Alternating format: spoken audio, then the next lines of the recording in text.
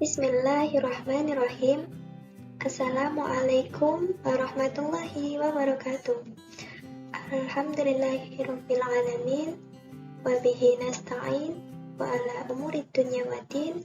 Wassalatu wassalamu ala asrafil anbiya'i wal mursalin sayyidina wa maulana Muhammadin wa ala alihi wa sahbihi ajma'in. Amma ba'd. Di video kali ini, saya akan menjelaskan materi guna memenuhi tugas UAS mata kuliah Islam dan Moderasi Beragama dengan dosen pengampu Bapak Dr. Andes Danusiri MAG.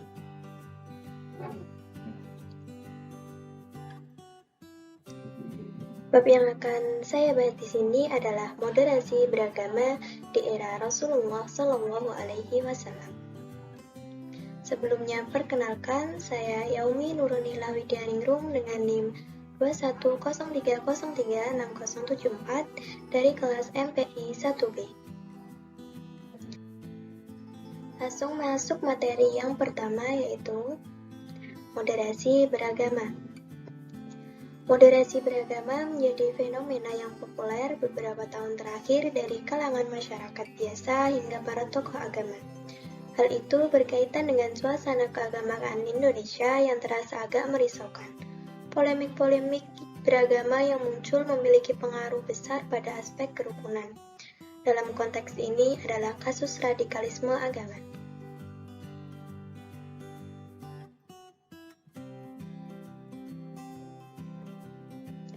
Dalam pandangan Akhiruddin Muhajir menjelaskan bahwa Islam moderat atau wasatiyah merupakan suatu metode atau pendekatan dalam mengkontekstualisasi Islam di tengah peradaban global.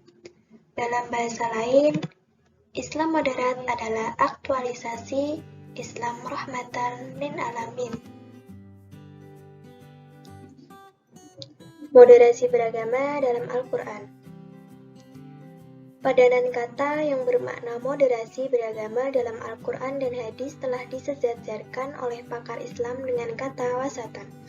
Kata ini kemudian diperluas dengan berbagai makna, term dan istilah moderasi beragama bermakna umat pilihan.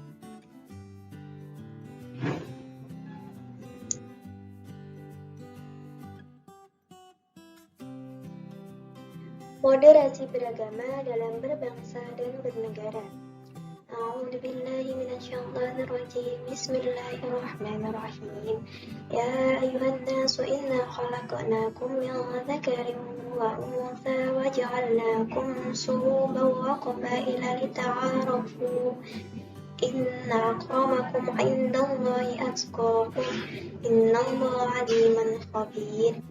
Yang artinya, hai manusia, sesungguhnya kami menciptakan kamu dari seorang laki-laki dan seorang perempuan dan menjadikan kamu berbangsa-bangsa dan bersuku-suku supaya kamu saling kenal mengenal. Sesungguhnya orang yang paling mulia di antara kamu di sisi Allah ialah orang yang paling takwa di antara kamu. Sesungguhnya Allah Maha Mengetahui lagi Maha Mengenal. Quran Surat Al-Hujurat ayat 13. Moderasi beragama dalam hadis. Hadis riwayat Bukhari yang berbunyi dari Abu Hurairah radhiyallahu an berkata, Rasulullah Shallallahu Alaihi Wasallam bersabda, amal seseorang tidak akan pernah menyelamatkannya. Mereka bertanya, engkau juga wahai Rasulullah? Beliau menjawab, begitu juga aku, kecuali jika Allah melimpahkan rahmatnya, maka perbaikilah niatmu, tetapi jangan berlebihan dalam beramal sehingga menimbulkan bosan. Bersegeralah di pagi dan siang hari, bantulah itu dengan akhir-akhir waktu malam. Berjalanlah pertengahan agar kalian mencapai tujuan.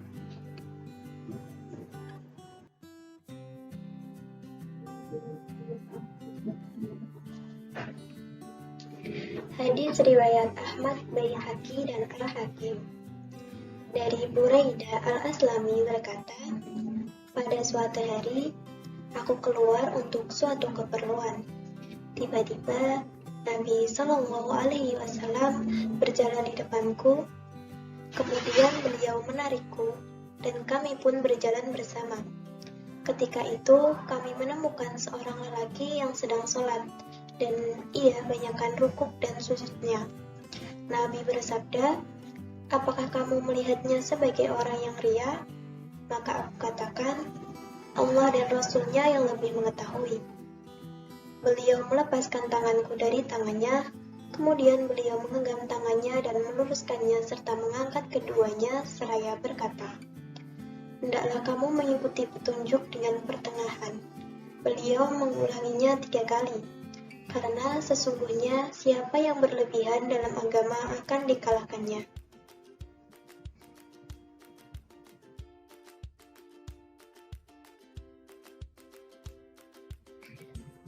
Hadis riwayat Muslim. Jabir Samurah berkata, aku telah sholat bersama Nabi Shallallahu Alaihi Wasallam berkali-kali, dan aku dapati sholatnya dalam pertengahan dan khutbahnya juga pertengahan. Hadis riwayat Nasai dan Ibnu Majah.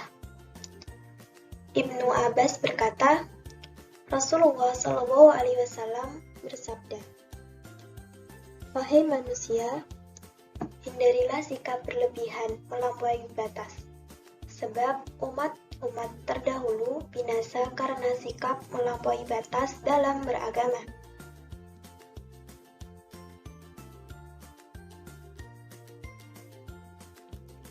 Analisis moderasi beragama menurut Al-Quran dan Hadis.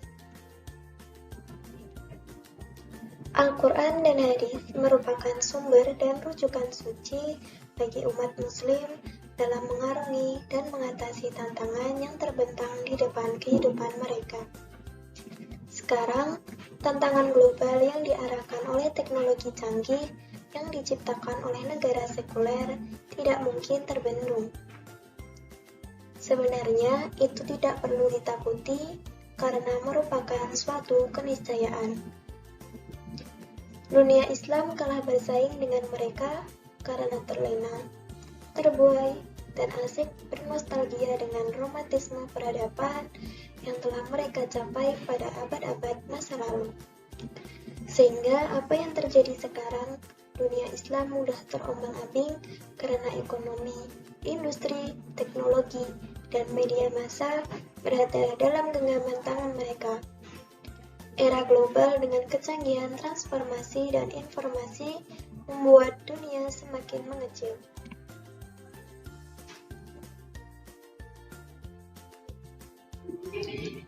Kesimpulan yang dapat saya ambil dari semua materi yang sudah saya sampaikan adalah Al-Quran sebagai kitab suci dan hadis sebagai sabda Nabi Muhammad SAW. Keduanya merupakan pedoman hidup dan sumber rujukan umat Islam dalam memutuskan segala perkara yang dihadapi dalam kehidupan sehari-hari mereka. Moderasi beragama yang diberi arti sebagai beragama dengan mengambil posisi jalan tengah dan seimbang, tidak ekstrim dan berlebih-lebihan, telah ditawarkan Al-Quran dan hadis beberapa abad yang lalu. Bahkan, bukan dalam moderasi beragama ketika menghadapi masyarakat plural saja, tetapi lebih jauh mendalam dan universal sampai kepada masalah fenomena alam, masalah moral, masalah bagaimana cara menangani dunia dan alam, termasuk seni dalam hidup, harus serasi dan seimbang. Jikalau keseimbangan ini tidak dipahami dan diterapkan, dunia dan manusia yang hidup di dalamnya akan kacau dan berantakan.